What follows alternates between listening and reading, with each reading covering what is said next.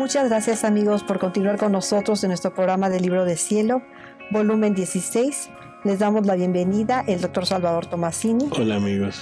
Alejandro Carrega. Hola, buenas noches. Y su servidora, Elvi Carrión. Y damos comienzo con la lectura 1650, febrero 22, 1924. Dios gozó las alegrías de la creación hasta que el hombre pecó. Luego las gozó cuando vino a la luz la Virgen Santísima. Después, cuando vino el Verbo a la tierra. Y las gozará cuando las almas vivan en el querer divino. Estaba pensando en lo que está dicho antes y decía para mí, ¿será posible que el Señor bendito, después de tantos siglos, no haya gozado de las puras alegrías de la creación y que espera el vivir en el divino querer para recibir estas alegrías, esta gloria y la finalidad para la cual todo fue creado? Mientras pensaba esto y otras cosas, mi dulce Jesús se ha hecho ver en mi interior y con una luz que me enviaba a la inteligencia, me ha dicho: Hija mía, las puras alegrías de la creación, mis inocentes entretenimientos con la criatura, los he gozado, pero a intervalos, no perennemente. Y las cosas, cuando no son estables y continuas, acrecientan mayormente el dolor y hacen desear más el gozárselas de nuevo. Y se haría cualquier sacrificio para hacerlas permanentes. En primer lugar, gocé las puras alegrías de la creación, cuando después de crear todo, crea al hombre, hasta que él pecó. Entre él y nosotros había sumo acuerdo, alegrías comunes, inocentes entretenimientos. Nuestros brazos estaban siempre abiertos para abrazarlo, para darle nuevas alegrías, nuevas gracias. Y con el dar nosotros nos divertíamos tanto de formar para nosotros y para él una fiesta continua. Para nosotros el dar es gozar, es felicidad, es diversión. En cuanto pecó y rompió su voluntad con la nuestra, todo terminó. Porque no estando más en él la plenitud de nuestra voluntad, faltaba la corriente para poder dar y poder continuar la vida de felicidad de ambas partes. Mucho más, pues faltando en él nuestra voluntad, le faltaba la capacidad y la salvaguardia para poder custodiar nuestros dones. O sea que fue una alegría muy grande para Dios el crear al hombre, ¿verdad? Fue la primera alegría de la creación para él. Así es. O sea, cuando él se hace hombre. Cuando él se hace hombre. Cuando él se hace hombre, ese es el momento culminante de todo. Incluso en María Valtorta hay una frase que ya lo hemos repetido, pero que a mí en lo personal me encanta, ¿no? Porque dice, mi amor llegó a lo indecible en su perfección al hacerse hombre. Esto es, en verdad, es fabuloso, porque en el momento en que él se hace hombre es el momento en que se realiza la finalidad de la creación. Ya tienen a un ser capaz de recibir su amor completo y capaz de amarlos con amor divino. Así que prácticamente ya está todo el plan, todo lo necesario, todas las piezas del engranaje ya están. ¿Sí? Es increíble. Sí. Dios hecho hombre, Dios multiplicando los hombres, es como Él recibe toda esta gloria, toda esta inmensa felicidad, ¿no? Y hasta ahorita nada más, él y la Virgen y Luisa. Son los únicos tres, así es, Que se pueden que han vivido en la decir divina que son voluntad. hombres. Bueno, del género humano. Así es.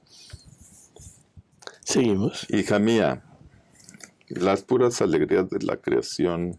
No, ya leí todo eso. Sí, el 3. Perdón.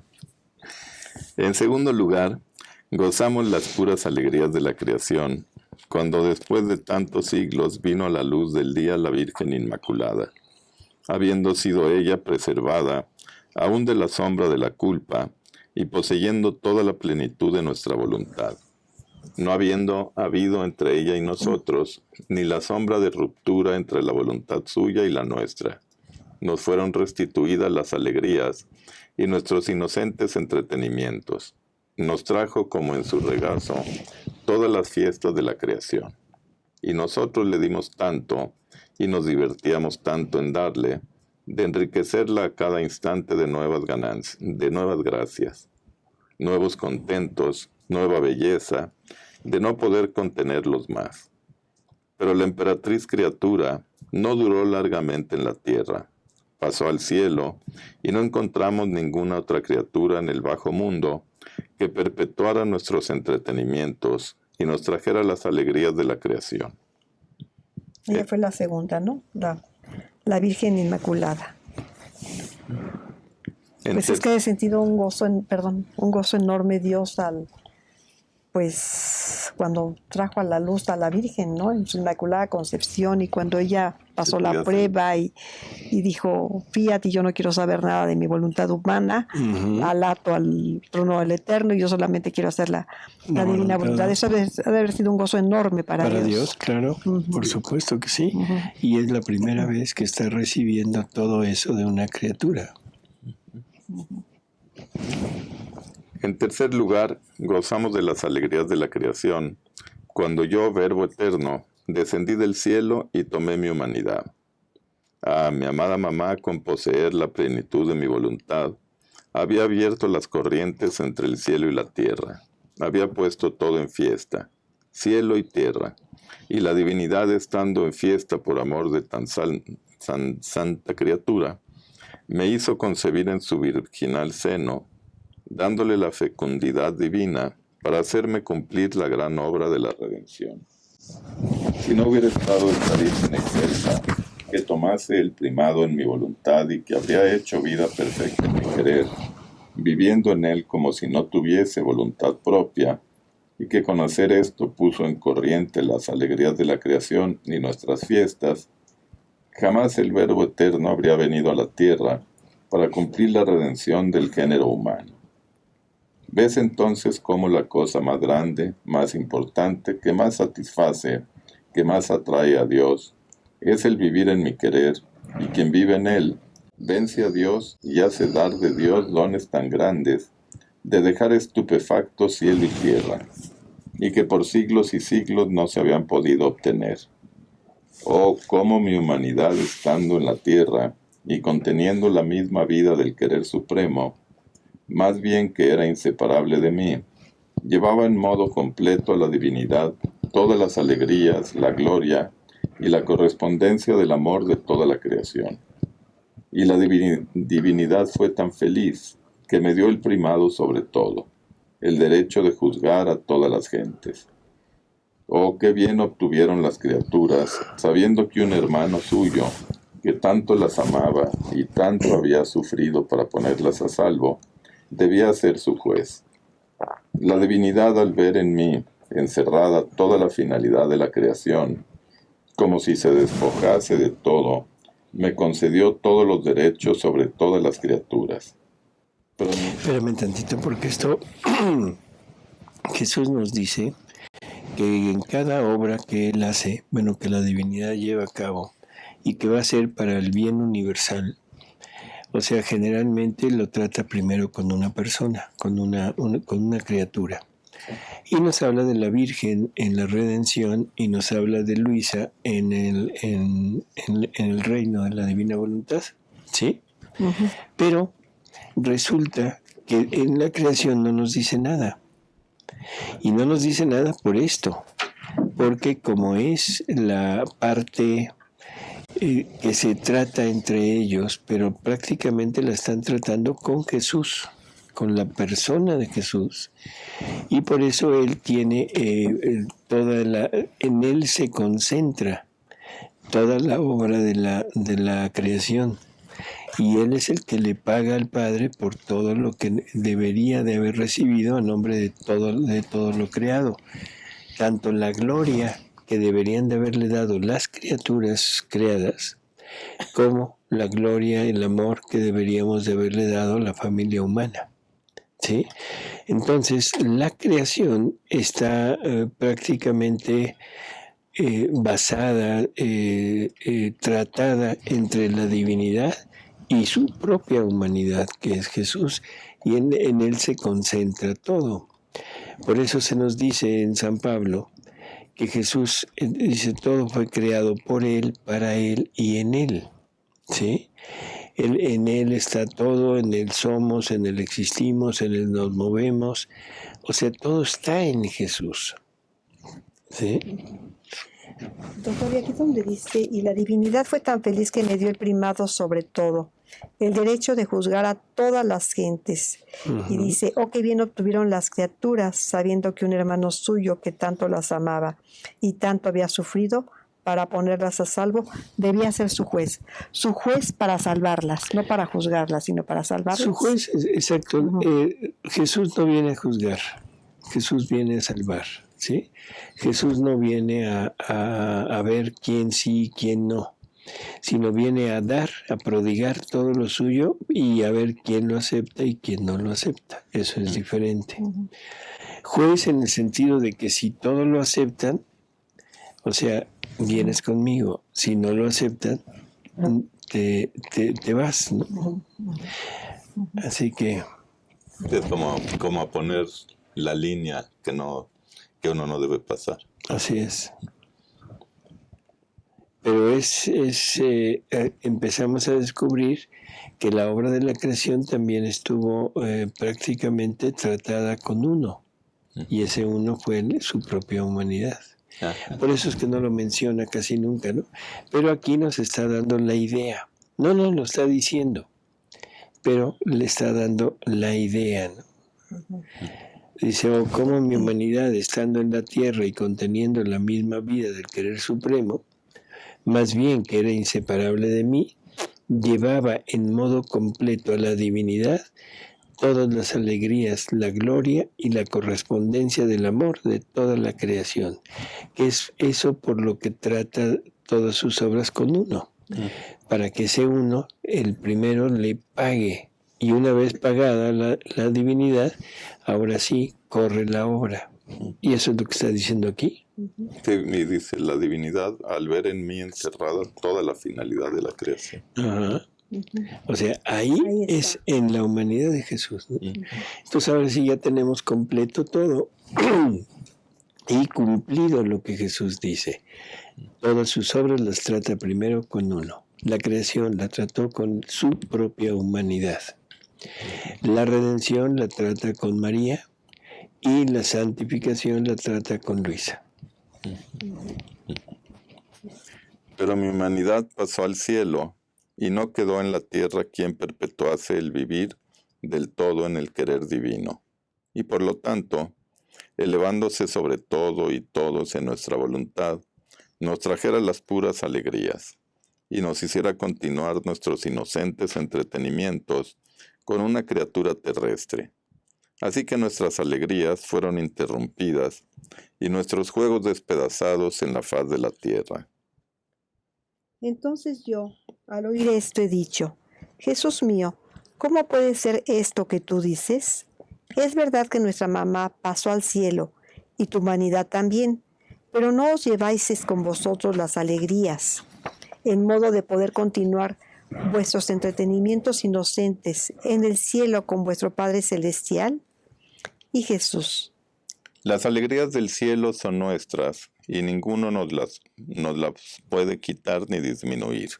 En cambio, las que nos vienen de la tierra, estamos en acto de adquirirlas, y el juego viene formado precisamente en el acto de las nuevas adquisiciones. Entre la adquisición de la victoria o la pérdida, vienen a formarse las alegrías de la adquisición, o si queda derrotada, vienen formados los dolores de la derrota. Ahora, vengamos a nosotros, hija mía. Cuando yo vine a la tierra, el hombre estaba tan entregado al mal y tan lleno de voluntad humana, que el vivir en mi querer no encontraba lugar. Y yo en mi redención le impetré primero la gracia de la resignación a mi voluntad, porque en el modo como se encontraba, era incapaz de recibir el don más grande del vivir en mi querer. Y luego le impetré la gracia más grande, como corona y cumplimiento de todas las gracias, el vivir en mi querer, a fin de que nuestras puras alegrías de la creación y nuestros entretenimientos inocentes tomaran de nuevo su curso en la faz de la tierra. Mira, Han pasado cerca de 20 siglos desde que las plenas alegrías de la creación han estado interrumpidas porque no encontramos capacidad suficiente. Despojamiento total de voluntad humana en donde poder confiar las propiedades de nuestro querer. Ahora, para hacerlo, debíamos elegir a una criatura que más se acercara y se hermanara con las humanas generaciones. Pues si pusiera como ejemplo a mi mamá, se habrían sentido muy distantes de ella y habrían dicho, ¿cómo no debía vivir en el querer divino si fue la exenta de toda mancha, aún de origen? Por tanto, habrían levantado los hombros y no se habrían dado ni un pensamiento, y si ponía como ejemplo mi humanidad, se habrían espantado más aún y habrían dicho, era Dios y hombre, y siendo la voluntad divina su vida propia, no es de asombrarse su vivir en el querer supremo. Entonces, para hacer que en mi iglesia pudiera tener vida este vivir en mi voluntad, debía yo hacer un escalón, descender más a lo bajo, elegir de en medio de ellos a una criatura, a la cual dotándola de las gracias suficientes y haciéndome camino en su alma, debía vaciarla de todo, haciéndole comprender el gran mal de la voluntad humana, de manera que la aborreciera tanto, de preferir la muerte antes que hacer su voluntad. Y luego, haciéndole don de mi voluntad divina, y poniéndome en actitud de maestro, le he hecho comprender toda la belleza, la potencia, los efectos, el valor, el modo como debía vivir en mi voluntad eterna. Porque aquí hay otra cosa que es sumamente importante, ¿no? O sea, dice, haciéndome camino en su alma, debía vaciarla de todo, haciéndole comprender el gran mal de la voluntad humana, de manera que la aborreciera tanto de preferir la muerte antes que hacer su voluntad. Hemos hablado en muchas ocasiones que los actos humanos, lo que nosotros estamos viviendo, no es vida, es realmente muerte. Estamos caminando, nos estamos encaminando en ese camino de muerte que estamos fabricando nosotros. ¿Por qué un camino de muerte? Primero, por la sentencia del paraíso. Ahora ya podemos hablar de esa sentencia con más tranquilidad y con más exactitud. Ahora sabemos que era el día que comas del fruto de ese árbol, del árbol de la voluntad humana, ese era el árbol del conocimiento del bien y del mal, el día que comas de ese fruto, irremediablemente morirás. Y el fruto de ese árbol era ni más ni menos que llevar a cabo actos con nuestra voluntad, pero apartado de la voluntad divina. Por lo tanto, como nunca hemos estado unidos, fundidos con la voluntad divina, todos nuestros actos que hemos hecho hasta ahora han sido muerte. Sí. Y muerte que traemos dentro, muerte que traemos que se va a manifestar el día que muramos. Y me refiero no a la muerte física, sino a la muerte espiritual. ¿Sí?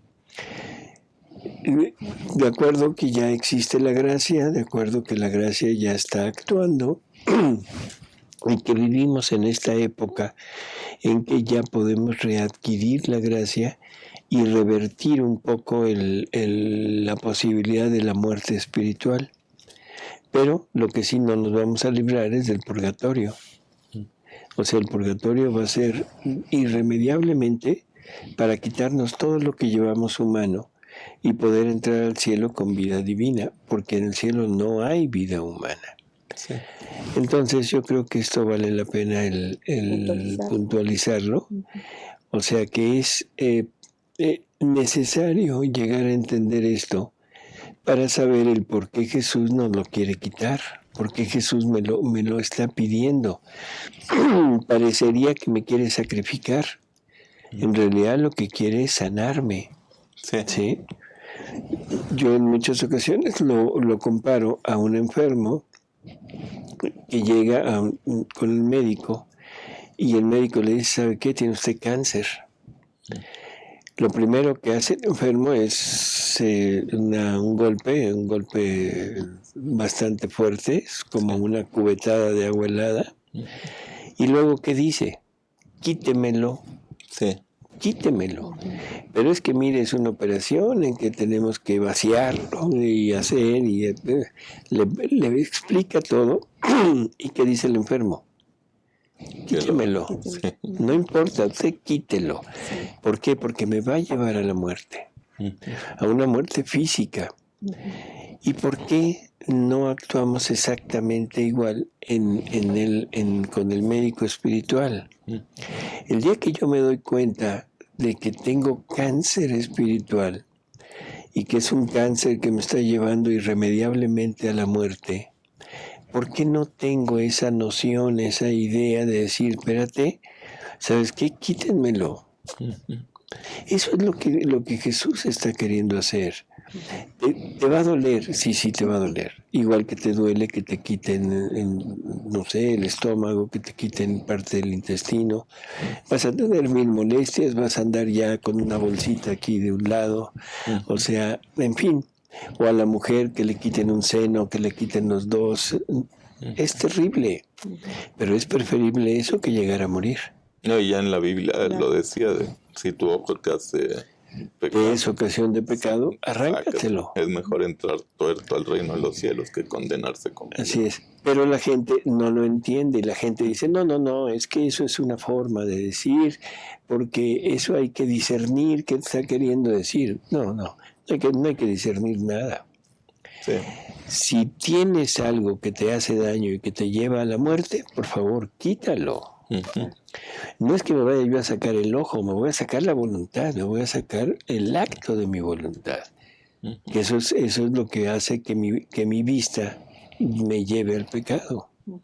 ¿Sí? Y en el número 6, donde dice que Luisa le pregunta que si las alegrías del cielo, bueno, más bien Jesús le dice que las alegrías del cielo son de ellos y ya nadie se las puede quitar ni disminuir.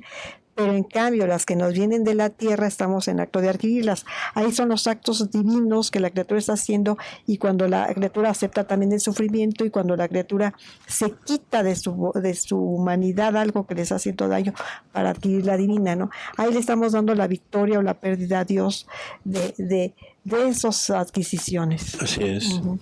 Y es lo que debemos de procurar siempre, ¿no? Uh-huh. De que Él tenga la victoria siempre. Así es, pero eso necesitamos entenderlo. Uh-huh. Necesitamos estar conscientes de que todo esto es verdad, estar conscientes de que Dios existe, estar conscientes de que Jesús existe, estar conscientes de la fe, que la fe es Dios, el objeto de la fe es Dios, estar conscientes de que Jesús es la esperanza, es el que nos da ese empuje, ese anhelo de que sí lo puedo conseguir. Pero en la actualidad ya ni siquiera creemos en Jesús. Esto es lo peor de todo. O sea, y todavía estamos diciendo, en la actualidad, después de 2000 años de que estuvo Jesús en la tierra, estamos, no sé, perdón la palabra, pero bobalicando, sí, diciendo que Jesús tuvo que ir descubriendo poco a poco quién era, que María tuvo que ir descubriendo poco a poco quién era ella, cuál era su misión y quién era su hijo. O sea, y hemos llegado a negar los milagros de Jesús, a decir, no, eso no es cierto. Hemos llegado a negar la divinidad de Jesús. Entonces, sin este Jesús divino tal y como es, la esperanza se pierde. Y si se pierde la esperanza, se pierde el objeto de la fe. Y si se pierde el objeto de la fe, quedamos en una densa oscuridad en que no vemos nada y nuestra vida se vuelve total y absolutamente sin ninguna finalidad, sin ningún objeto. Y por eso es que la desperdicio en las drogas, en el alcohol, porque tengo que buscar una salida. Todo esto que vemos en la actualidad de las drogas, de los vicios, de esta no sé, una sociedad diabólica, porque no hay de otra manera, esos pederastas, ese abusar de niños, ese matar a mujeres con tal de tener un poco de placer, los abortos, ese tráfico de personas, todo eso no es más que la total y absoluta oscuridad y la falta de esperanza de llegar a conseguir algo. Qué terrible vida, de veras, qué terrible vida, en donde no espero nada más que lo que puedo satisfacer aquí. Lógico, me tengo que tirar forzosamente en algo que me oculte aquello y que me dé un placer superfluo y un placer falso. Y eso son las drogas. Eso es algo que no hemos combatido. Que los gobiernos y los países quieren combatir la droga impidiendo el cultivo, que quieren impedir que la droga entre a sus países para que no se droguen sus ciudadanos. Perdón, lo que deben combatir es la ausencia de Dios en ellos. Sí. Ese es el problema. La raíz de todos los males. La raíz de todos los males. Ese es el problema. Seguimos. Para hacer que pudiera vivir en ella, he establecido en ella la ley de mi voluntad. He hecho como en una segunda redención, donde establecí el Evangelio, los sacramentos, las enseñanzas, como vida principal para poder continuar la redención. Si nada hubiera dejado, ¿de dónde se debían afianzar? ¿Qué hacer? Así he hecho del vivir en mi querer. ¿Cuántas enseñanzas no te he dado? ¿Cuántas veces no te he conducido de la mano en los eternos vuelos de mi querer, y sobrevolando tú sobre todo lo creado, has llevado a los pies de la divinidad las puras alegrías de la creación, y nos hemos entretenido junto contigo. Ahora, con haber elegido a una criatura que aparentemente no tiene gran disparidad con ellas, tomarán ánimo, y encontrando las enseñanzas, el modo y conociendo el gran bien que hay en el vivir en mi querer, lo harán propio. Y así las puras alegrías de la creación y nuestros inocentes entretenimientos no estarán más despedazados en la faz de la tierra. Y aunque fuera una sola criatura por generación que viva en nuestro querer, será siempre fiesta para nosotros, y en las fiestas se hace siempre más ostentación, y se es siempre más generoso en dar. Oh, cuántos bienes obtendrán a la tierra mientras se divierte sobre su faz su mismo Creador. Por tanto, mi querida hija, sea atenta a mis enseñanzas, porque se trata de hacerme fundar una ley no terrestre sino celeste, no ley de sola santidad, sino ley divina, ley que no hará más distinguir a los ciudadanos terrestres de los celestes, ley de amor que destruyendo todo lo que puede impedir aún la sombra de la unión con su Creador, pondrá en común sus bienes, quitándole todas las debilidades, las miserias del pecado original. La ley de mi voluntad pondrá tal fuerza en el alma de servirle de dulce encanto, de manera de adormecer los males de la naturaleza y sustituirlos con el dulce encanto de los bienes divinos. Recuerda cuántas veces me has visto escribir en el fondo de tu alma. Era la nueva ley del vivir en mi querer, en la cual yo me deleitaba antes de escribirla para agrandar tu capacidad y luego me ponía de maestro para explicártela. ¿Cuántas veces no me has visto taciturno, pensativo, en el fondo de tu alma? Era el gran trabajo de mi querer, que estaba formando, y tú, no viéndome hablar, te lamentabas que yo no te amaba más. Era precisamente entonces cuando mi querer, derramándose en ti, ensanchaba tu capacidad, te confirmaba en él y te amaba de más. Por eso no quieras investigar nada de lo que hago, sino que segura, repósate siempre en mi voluntad. Bellísima lectura. Muy bella. Sí. Muy bella. Amigos, con esta lectura nos despedimos y agradeciéndole a Elvi Gracias, y a doctor. Alejandro el Gracias, estar con doctor. nosotros Gracias. y a ustedes su presencia en nuestro programa. Esperamos haberlo servido y nos vemos aquí en el próximo. ¿Sí? Pues démosles las puras alegrías a Dios de la creación, dejando fuera nuestra voluntad humana. ¿Verdad, doctor? Así es. Hasta luego, amigos. Nos vemos.